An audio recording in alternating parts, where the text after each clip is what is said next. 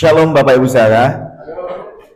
Nah, mari Bapak Ibu Saudara, saat ini kita akan membahas tentang kasih Tuhan. Bapak Ibu, kalau kita melihat ada satu komunikasi atau bahasa manusia yang pertama kali ada di dunia. Bahasa manusia yang pertama kali ada di dunia itu bukanlah bahasa mungkin Indonesia, Ibrani, atau mungkin bahasa Arab Bapak Ibu Saudara. Tapi bahasa yang manusia kenal pertama kali di dunia itu adalah bahasa kasih. Secara ilmiah, kalau kita melihat, kasih itu ditunjukkan sejak kita itu lahir. Pada waktu seorang bayi itu lahir, bayi mungkin kita tidak bisa ajak ngomong dengan bahasa kita, tetapi pada waktu bayi itu lahir, kita bisa mengekspresikan atau mengkomunikasikan sesuatu kepada bayi itu dengan cara kita melalui sentuhan, ekspresi, dan kasih itulah yang akan menjadi bahasa kita dengan bayi yang ada, Bapak Ibu Saudara. Nah, kasih yang mengikat manusia antara ibu dan anak atau ayah dan anak secara emosional, itu adalah bahasa atau komunikasi manusia yang pertama kali. Secara ilmiah kita tahu bahwa bayi itu tidak bisa berbicara, tetapi bahasa manusia pertama kali untuk kita berbicara dengan anak kita atau mungkin dengan orang tua kita itu melalui bahasa kasih, Bapak Ibu Saudara. Nah, dan secara Alkitab ya, kalau kita melihat pada waktu Tuhan menciptakan manusia, Tuhan menciptakan di dalam yang namanya kasih. Dan waktu Adam dan Hawa itu bertemu pertama kali, Adam ngomong sama Hawa itu dengan bahasa kasih, Bapak Ibu Saudara. Bahasa yang diucapkan oleh Adam itu adalah bahasa yang mengandung kasih. Pada waktu Hawa diciptakan dan Adam melihat di situ, dikatakan, inilah tulang dari tulangku. Nah, Bapak Ibu Saudara, itulah bahasa kasih yang sampai saat ini kita kenal juga, Bapak Ibu Saudara. Bahasa kasih yang pertama kalilah itu yang manusia rasakan dalam kehidupan ini. Baik pada waktu kita lahir, baik pada waktu penciptaan, Tuhan mengatakan bahasa pertama kali dalam kehidupan manusia adalah bahasa kasih, Bapak Ibu Saudara. Nah, tapi kita kadang mengenal kasih dalam filosofi Yunani, karena saat ini ada banyak mungkin beberapa gereja mengajarkan kasih dalam filosofi Yunani, yaitu ada empat kasih yang seringkali gereja ajarkan. Nah, empat kasih ini mengambil dari filosofi Yunani, yaitu yang pertama adalah eros atau cinta romantis atau cinta yang mungkin punya nafsu seksual atau nafsu sesuatu birahi, itu adalah eros, Bapak Ibu Saudara. Lalu ada storge atau cinta keluarga. Lalu kasih yang berikutnya adalah philia, cinta kasih sayang persaudaraan antara ayah dan anak, ibu dan anak, itu adalah philia. Dan dikatakan katanya kasih yang paling tinggi dikatakan adalah agape, karena kasih atau cinta ini adalah cinta ilahi. Jadi selama ini dari kecil kita diajarkan oleh gereja pada waktu zaman dulu, kasih itu ada empat macam. Ya, ini adalah filosofi Yunani, yaitu mengatakan bahwa eros yang paling rendah, lalu storge, philia, dan agape. Nah, saya akan sedikit bukakan Bapak Ibu Saudara kebenaran yang ada di dalam Alkitab, apakah filosofi Yunani tentang kasih atau cinta ini sesuai dengan Alkitab. Ada sedikit yang harus kita pahami, bahwa ternyata kalau kita melihat faktanya di dalam Alkitab, di dalam Perjanjian Baru yang ditulis di dalam bahasa Yunani, kasih yang ditulis di situ cuma ada dua, yaitu agape dan filio. Jadi storge dan juga eros tidak pernah tertulis di dalam yang namanya Alkitab. Perjanjian Baru cuma mencatat dua kata, yaitu agapao atau agape dan juga filio atau philia, Bapak Ibu Saudara. Nah, tapi selama ini kita tahunya adalah itu ada empat, tetapi Alkitab cuma menuliskan dua saja, bahasa di dalam Perjanjian Baru. Lalu kalau kita melihat seringkali pembicara atau pengkhotbah mengatakan bahwa kasih agape adalah kasihnya Tuhan dan filio lebih rendah daripada kasih agape. Nah, setelah saya dalami Bapak Ibu Saudara, bahwa kasih agape itu tidak selalu kasih yang bisa cuma Tuhan miliki saja, atau menggambarkan kasih Tuhan itu tidak selalu dengan agape. Dan filio tidak selalu kasihnya adalah kasih yang lebih rendah.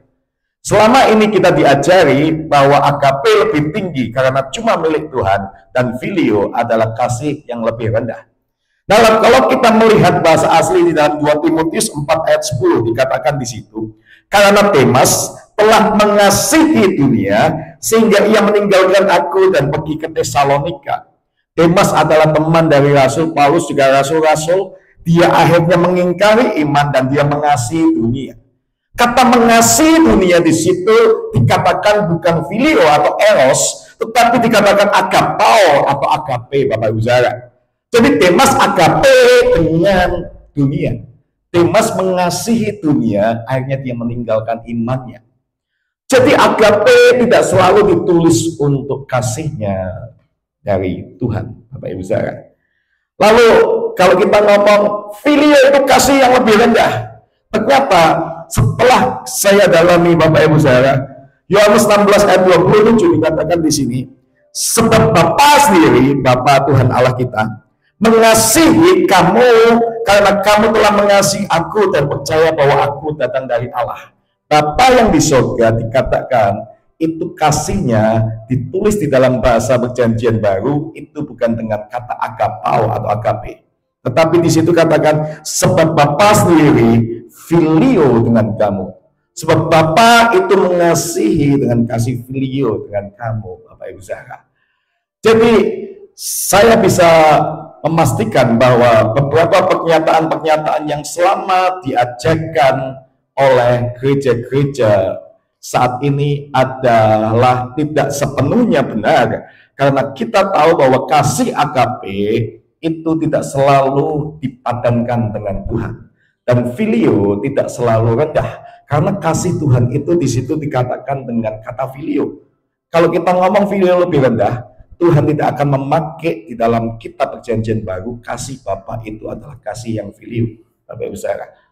Jadi kita perlu paham ini, karena seringkali kita belajar di dalam kekristenan atau ibadah tentang beberapa hal ini. Nah, saya bukakan itu, tapi kita akan belajar bukan dengan filosofi Yunani, karena seringkali kita belajar tentang kasih dengan filosofi Yunani, yaitu bicara tentang agape, philia, eros, dan juga storge, Bapak Ibu Saudara. Tapi saat ini kita akan belajar sama-sama kasih dalam filosofi Ibrani, Bapak Ibu Saudara. Di dalam bahasa Ibrani, di dalam Alkitab, bahasa kasih atau kata kasih itu ditulis di dalam 2 kata. Yang pertama adalah ahava. Ini bukan hotel ya, Bapak Ibu Saudara. Yang kedua adalah hesed. Jadi kata ahava dan hesed itu adalah 2 kata yang artinya cinta atau kasih. Nah, 2 kata ini adalah 2 kata yang dipakai di dalam Alkitab dalam bahasa Ibrani yang menyatakan kasih itu adalah ahava dan hesed, Bapak Ibu Saudara. Nah, kita ingin tahu apa kata kasih ahava itu. Ahava adalah kasih yang komitmen dan berkorban, Bapak Ibu Saudara. Ahava adalah sebuah kasih yang punya komitmen yang dalam dan juga berkorban atau memberi sesuatu. Kita bisa melihat di dalam Ulangan 6 ayat 5. Di situ dikatakan, kasihilah Tuhan Allahmu dengan segenap hatimu, dengan segenap jiwamu, dan dengan segenap kekuatanmu. Kata kasih di situ menggunakan kata ahava. Jadi ahavalah Tuhanmu Allahmu dengan segenap hatimu, dengan segenap jiwamu, dan segenap kekuatanmu. Jadi kata di situ menggunakan ahava. Komitmenlah engkau dengan mengasihi Tuhan dengan segenap hati, jiwa, dan juga kekuatan. Lalu di dalam Yohanes 3 ayat 16, kalau kita melihat di dalam kitab Ibrani, dikatakan kata ahava itu ditulis di dalam Yohanes 3 ayat 16. Karena begitu besar kasih Allah akan dunia ini, sehingga ia telah mengaruniakan anaknya yang tunggal. Karena begitu besar ahavanya Tuhan akan dunia ini, sehingga ia telah mengaruniakan anaknya. Jadi ahava ini mengandung sebuah komitmen, kasih yang punya komitmen dan kasih yang memberikan korban sesuatu. Di Yohanes 3 ayat 16 kita tahu bahwa Allah Bapa mengorbankan anaknya untuk kita. Jadi kasih ahava ini adalah kasih yang memberikan korban kepada seseorang yang dicintainya, Bapak Ibu saudara.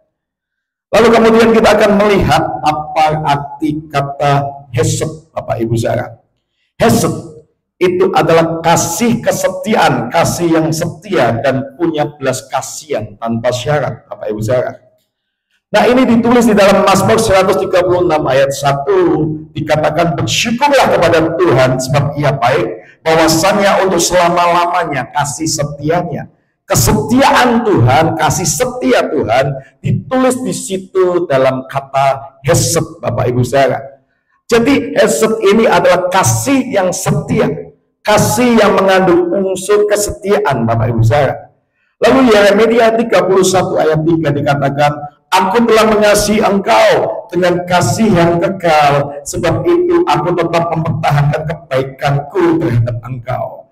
Ini adalah kasih yang punya belas kasihan, walaupun mungkin di Yeremia itu orang-orang pada waktu itu adalah orang-orang yang bebal, tetapi Tuhan ngomong bahwa aku tetap akan mengasihi engkau dengan kasih yang kekal.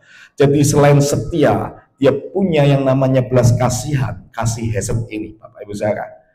Jadi dua kata ini akan kita pelajari sama-sama, Bapak Ibu saudara. Dua kata ini mengandung yang namanya poin-poin yang kita tahu bahwa dari dua kata atau filosofi kasih Ibrani itu mengandung 4 poin ini, Bapak Ibu saudara.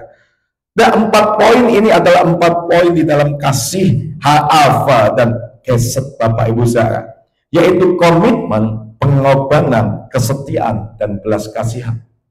Jadi Bapak Ibu saudara, kasih yang secara filosofi Ibrani yang kita pelajari dalam kata ahava dan hesed ini mengandung komitmen, pengorbanan, kesetiaan, dan belas kasihan, Bapak Ibu saudara. Nah, kasih Tuhan itu adalah kasih yang punya komitmen atas hidup kita. Dia punya komitmen bahwa aku akan tetap menebus kamu. Adam, Hawa, kamu saat ini dosa, tapi aku akan tebus kamu. Aku punya komitmen akan tebus kamu. Dengan apa? Aku akan korbankan anakku nanti untuk menebus kamu. Dan aku akan tetap setia menyertai kamu sampai akhir zaman. Dan Tuhan penuh belas kasihan mengampuni setiap kita yang berdosa, baik orang Yahudi maupun non Yahudi, semuanya Tuhan kasih, Bapak Ibu saudara. Amin, Bapak Ibu saudara. Nah, kita mau lihat lebih dulu tentang kasih ahava dan hesed yang punya arti atau mengandung kata komitmen, Bapak Ibu saudara. Komitmen adalah keputusan atau janji untuk tetap melakukan sesuatu meskipun mungkin ada tantangan atau kesulitan. Komitmen ini berhubungan dengan kesetiaan untuk bertanggung jawab terhadap sesuatu atau seseorang dan mempertahankan niat atau janjinya meskipun keadaan berubah. Tuhan punya komitmen untuk tetap yang namanya menebus dosa kita, dan komitmen Tuhan itu sudah digenapi di kayu salib, Bapak Ibu saudara. Contoh, kalau kita tahu dalam hidup ini seorang suami atau istri untuk saling komit mendukung dalam suka dan duka sepanjang pernikahan mereka, meskipun ada yang namanya tantangan dalam rumah tangga atau mungkin keluarga, Bapak Ibu saudara. Nah, komitmen adalah ketika kita memilih untuk tetap di dalam jalur yang benar dan berusaha sekuat tenaga apapun godaannya dan kesulitannya. Apakah saat ini kita menjadi orang Kristen yang komitmen?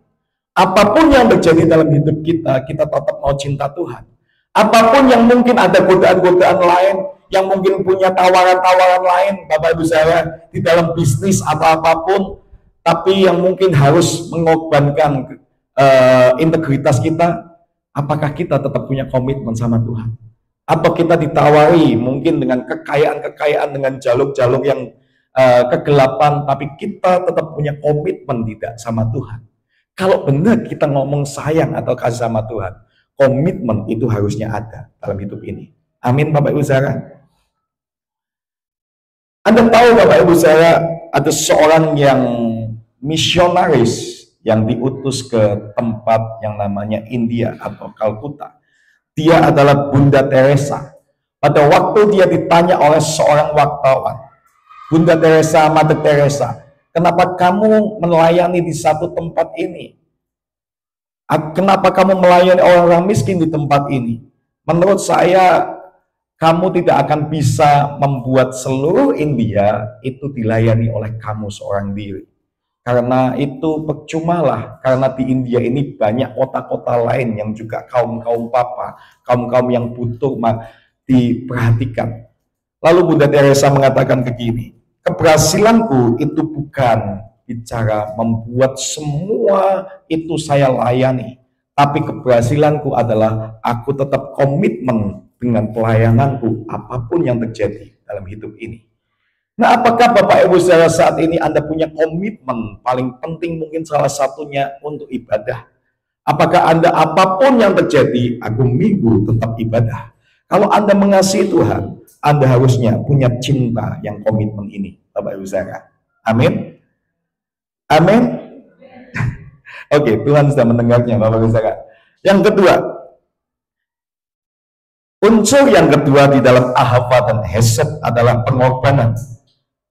Pengorbanan adalah tindakan memberi sesuatu yang berharga, baik itu waktu atau tenaga atau uang, untuk kenyamanan atau kenyamanan pribadi, demi orang lain, demi tujuan yang lebih besar, Bapak Ibu saudara. Meskipun itu menuntut kerugian kita atau kesulitan bagi diri kita sendiri, pengorbanan itu mengandung ketulusan dan keikhlasan. Nah, contohnya mungkin seorang ibu yang mengorbankan tidur malamnya untuk merawat anaknya yang sakit, meskipun dia sudah lelah di dalam bekerja seharian, Bapak Ibu saudara. Nah, pengorbanan itu ketika kita merelakan hal yang penting untuk kebahagiaan orang lain, meskipun mungkin itu mengoyak kenyamanan kita. Nah, itulah harusnya itu ada di dalam cinta kita juga kepada Tuhan. Karena Tuhan pun mengorbankan anaknya untuk kita, Bapak Ibu saudara. Nah, ada satu cerita, Bapak Ibu saudara, ini di tahun 2023, pernah dibahas di dalam satu majalah, seorang wanita bernama Xiao Jiao. Dia adalah wanita yang ibunya sudah tidak ada, dia cuma tinggal dengan ayahnya. Pada waktu itu ayahnya mengalami kecelakaan, dan ayahnya itu otomatis setelah kecelakaan itu dia tidak bisa bekerja, tidak bisa apa-apa, Bapak Ibu saudara. Ayahnya akhirnya lumpuh, dan akhirnya wanita ini, dia padahal sudah umur 40 tahun, dia rela tinggalkan pekerjaannya, dan dia rela juga untuk pakai tabungannya demi merawat ayahnya yang sedang lumpuh. Padahal sebelum beberapa bulan sebelum ayahnya ini lumpuh, dia seharusnya itu akan menikah, Bapak Ibu saudara. Tapi demi ayahnya, akhirnya dia harus merelakan semuanya itu. Itulah yang namanya pengorbanan, Bapak Ibu saudara. Apakah saat ini Bapak Ibu saudara, cinta kita kepada Tuhan juga pengorbanan? Apakah kita mau korban yang namanya waktu kita untuk Tuhan? Apakah kita mau korban untuk uang kita untuk sama Tuhan? Apakah kita mau korban tenaga kita untuk Tuhan, Bapak Ibu saudara? Atau seringkali kita hitung-hitungan sama Tuhan dalam hidup ini? Kadang kita hitung-hitungan sama Tuhan, Bapak Ibu saudara.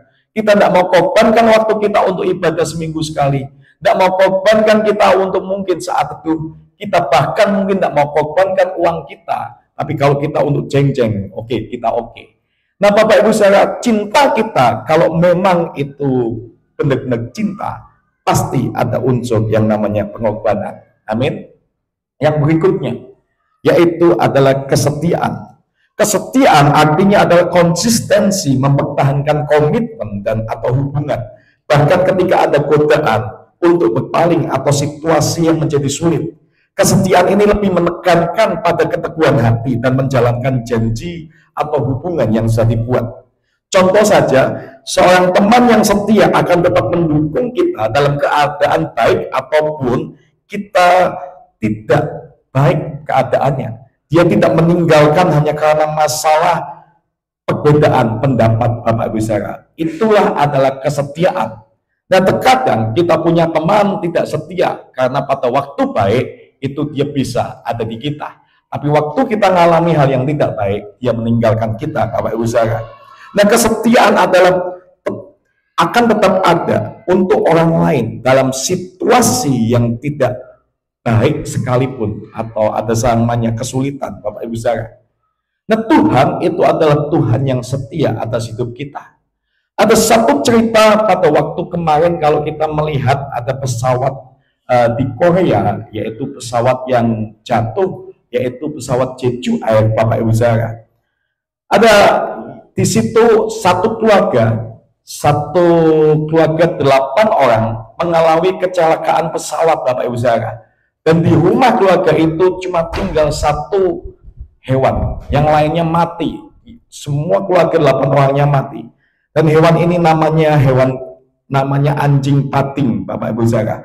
Ternyata pada waktu kecelakaan itu, setelah beberapa minggu kecelakaan itu, anjing ini tetap muter di depan rumahnya itu nunggu tuannya, Bapak Ibu Saudara.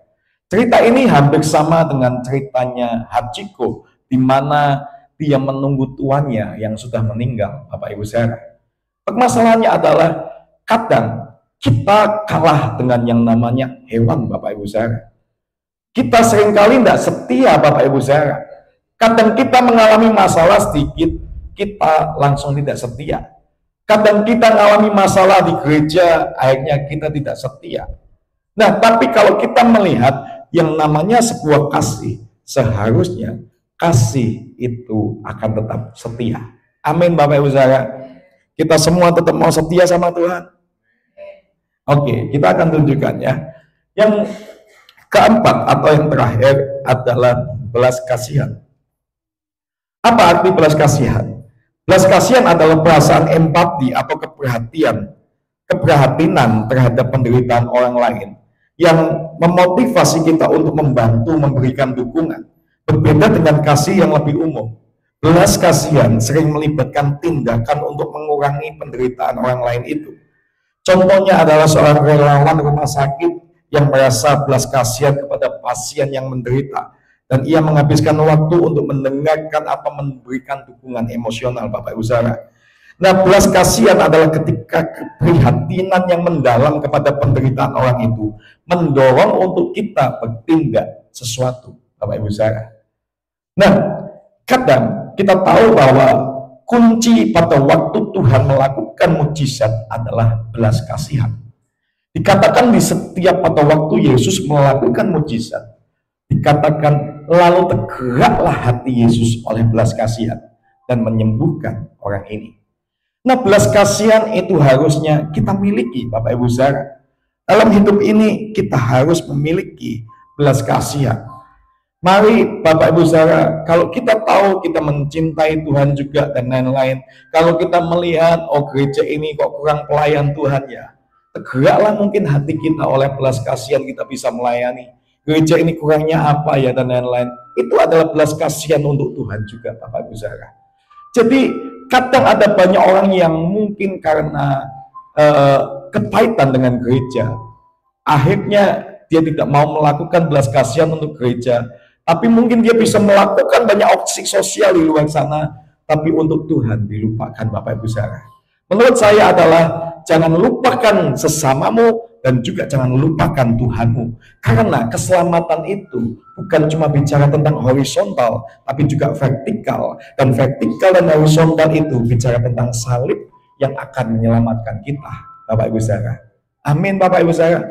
Mari belas kasihan mungkin kita dengan sesama, pada waktu kita ada pengemis kita bisa memberikan, kita belas kasihan ada pengamen kita bisa memberikan. Tetapi belas kasihan dengan Tuhan seringkali itu yang dilupakan bahkan oleh orang Kristen, Bapak Ibu Saudara. Bahkan kita melihat, bahkan saya melihat beberapa bantuan-bantuan apapun di dalam gereja, itu malah seringkali yang memberikan bukan dari orang Kristen sendiri. Beberapa kali kadang kita MCC juga yang memberikan bantuan-bantuan terkadang itu bukan dari orang Kristen, Bapak Ibu Saudara. Ya, kemarin kita dapat mic itu apa? Itu dari pemerintah, bukan orang Kristen, Bapak Ibu Saudara. Nah, Bapak Ibu Saudara, mari kita punya belas kasihan kepada sesama kita dan juga kepada Tuhan. Nah, ada satu cerita di India, Bapak Ibu Saudara. Seorang yang bernama Dasrat Manji. Dasrat Manji ini punya seorang istri. Waktu itu istrinya sedang hamil dan ternyata istrinya mengalami kecelakaan. Dan pada waktu mengalami kecelakaan itu, dia harus membawa istrinya ke rumah sakit. Tetapi rumah sakit dari desanya itu harus berjalan kaki 55 km, Bapak Ibu Saudara. Harus, karena gini, desanya itu ada gunung, sebuah gunung yang menghalangi untuk ke rumah sakit. Dia harus memutar gunung itu untuk ke dalam rumah sakit itu. Nah, pada waktu dia akan membawa istrinya ke rumah sakit, karena jauhnya harus memutar itu, Bapak Ibu Saudara, istrinya meninggal di tengah perjalanan. Dan dia merasa sedih, dia merasa bahwa andaikan gunung ini tidak menghalangi, pasti istriku akan selamat. Lalu dia punya satu keinginan atau belas kasihan, bagaimana orang-orang lain di desaku ini kalau seumpama mengalami hal yang sama. Lalu akhirnya dia ambillah cangkul dia dengan kedua tangannya. Dia pelan-pelan, Bapak Ibu Saudara, untuk mencangkul gunung itu, untuk dia mau buat yang namanya terobosan dari gunung itu. Tapi di situ dia tidak mudah, dia dihina oleh penduduk-penduduk desa itu, Bapak Ibu Saudara. Dia dicaci maki, dia dibully oleh penduduk desa itu. Yang ngomong dia orang gila, bagaimana mungkin kamu akan membuat satu jalan menembus yang namanya gunung ini. Dia lakukan itu bertahun-tahun, bahkan dikatakan sampai 22 tahun, Bapak Ibu Saudara. Dia coba itu, tapi akhirnya oleh karena belas kasihan dia tergerak itu, beberapa orang pun akhirnya membantu. Dan terjadilah, ini adalah kisah nyata, Bapak Ibu Saudara. Dari 55 km yang harus ditembus, dari 55 km yang harus dijalani kalau melingkar ke rumah sakit, akhirnya orang-orang itu cuma bisa 15 km pada waktu gunung itu sudah ditembus, Bapak Ibu Saudara. Anda tahu, dia melakukan oleh karena belas kasihan. Dia tidak peduli dia dihina atau apapun. Karena sebuah belas kasihan dia mau melakukan itu untuk orang desanya. Walaupun orang desa itu mungkin menghina dan mencaci maki dia. Bapak Ibu Saudara, terkadang dalam hidup ini kita tahu bahwa belas kasihan Tuhan lah yang membuat mujizat. Seharusnya kita pun anak-anak Tuhan punya belas kasihan juga. Bukan cuma dengan sesama, tapi dengan Tuhan kita pun kita harus punya belas kasihan, Bapak Ibu Saudara. Amin, Bapak Ibu Saudara. Mari saat ini, Bapak Ibu Saudara, kita mau belajar bahwa kasih ahava dan kasih hesed ini harus ada dalam hidup kita. Ahava dan hesed ini ada di dalam hidup Tuhan kita. Dan kita pun harus punya yang namanya kasih ahava dan hesed ini, Bapak Ibu Saudara. Karena kita percaya bahwa kita itu adalah anak-anak Allah. Dan kita pun harus punya kasih seperti itu. Tuhan itu mengasihi kita. Kalau orang-orang bertanya, apakah Tuhan tahu Adam dan Hawa waktu diciptakan itu akan jatuh dalam dosa? Di dalam kematahuannya, Tuhan tahu, Bapak Ibu Saudara. Tapi kenapa Tuhan tetap ciptakan Adam dan Hawa? Itu oleh karena kasihnya, Bapak Ibu Saudara. Karena Tuhan tahu dengan manusia yang jatuh di dalam dosa, dia juga bisa melimpahkan yang namanya kasihnya. Mari Bapak Ibu Saudara, dia adalah Tuhan yang punya komitmen di dalam mengasihi kita. Bahkan dia mau mengorbankan anaknya. Dia tetap setia untuk menyertai kita. dan dia tetap punya belas kasihan untuk mengampuni kita. Masakan kita tidak punya kasih kepada Tuhan juga, Bapak Ibu Saudara? Mari coba kita renungkan, Bapak Ibu Saudara, seberapa banyak kita sudah melakukan sesuatu untuk Tuhan. Saya rasa kadang di dalam ibadah sendiri pun 1-2 jam, kadang kita tidak mau berikan untuk Tuhan. Harusnya Bapak Ibu Saudara, kita bahkan bukan cuma meluangkan waktu untuk ibadah, tapi kita juga meluangkan waktu untuk mengajak orang menginjil. Karena hati Tuhan itu juga ada di dalam jiwa-jiwa Bapak Ibu Saudara. Karena masih banyak orang di sana yang belum mengenal Tuhan. Percayalah Bapak Ibu Saudara, hati Tuhan itu terdiri dari banyak rongga-rongga. Kalau mungkin di sini ada rongga nama Jeffrey sudah ada di sini, nama Lilis sudah ada, tapi ada banyak rongga-rongga lain, nama-nama lain yang belum ada masuk dalam hatinya Tuhan. Dalam konteks yang mereka belum masuk menerima Tuhan. Masih ada kekosongan-kekosongan di dalam hati Tuhan, Bapak Ibu Saudara. Yang perlu kita tahu bahwa untuk kita salah satunya untuk menyenangkan atau mengasihi Tuhan, beritakanlah Injil kepada mereka. Beritakanlah kasih itu kepada mereka juga, Bapak Ibu Saudara. Karena kasih itu akan mengubahkan. Saya tutup dengan satu cerita. Ada satu orang yang jahat sekali di sebuah kota. Dia seorang penjilat di dalam kota itu. Dia seorang koruptor dan dia seringkali menekan yang namanya rakyat yang ada.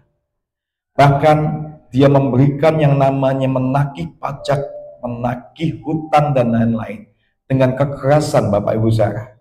Dan orang ini dibenci oleh satu kota itu karena dia begitu kejam. Tapi satu waktu hatinya digerakkan Tuhan untuk dia bertemu dengan seorang yang namanya kasih itu, yaitu Yesus. Dia berusaha untuk masuk ke dalam perkumpulan itu, tetapi karena orang-orang benci sama dia, dia tidak bisa mendapatkan atau melihat si Yesus atau sang kasih itu. Akhirnya dia memanjat pohon. Pada waktu dia memanjat pohon, Yesus tahu dan Yesus ngomong, "Sakeus, turunlah, aku mau ke rumahmu." Pada waktu dia tahu Yesus seorang nabi, guru yang dihormati, yang disukai oleh banyak orang, tapi mau datang ke rumah orang yang tidak layak dan tidak benci itu.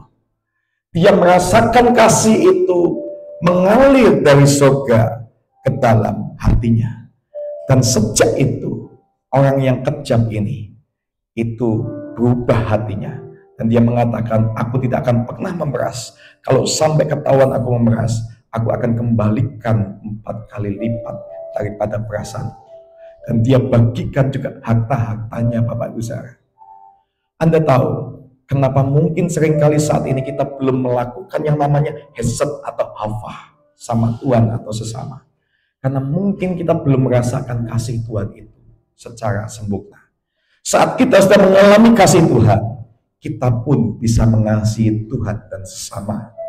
Karena Tuhanlah yang mengasihi kita lebih dulu. Dan kita bisa mengasihi Bapak Ibu Saudara. Karena kasih adalah Tuhan itu sendiri, Bapak Ibu Saudara. Karena Dia adalah kasih itu, Dialah yang bisa mengubah kita untuk mengasihi orang lain dan juga Tuhan sendiri. Amin, Bapak Ibu Saudara. Dia adalah seperti matahari dan kita adalah bulan. Bulan tanpa sinar dari matahari tidak akan bersinar. Kita tanpa sinar kasih Tuhan tidak akan bisa menerangi yang namanya dengan kasih juga. Kasih itu selalu berasal dari Bapa kita. Amin. Bapa kita yang ada di surga, itulah sumber kasih. Mari yang saat ini mungkin engkau belum bisa mengasihi, masih banyak kepahitan dan lain-lain. Minta sama Tuhan kasih yang dari surga itu. Mari kita siapkan hati kita. Kasih dari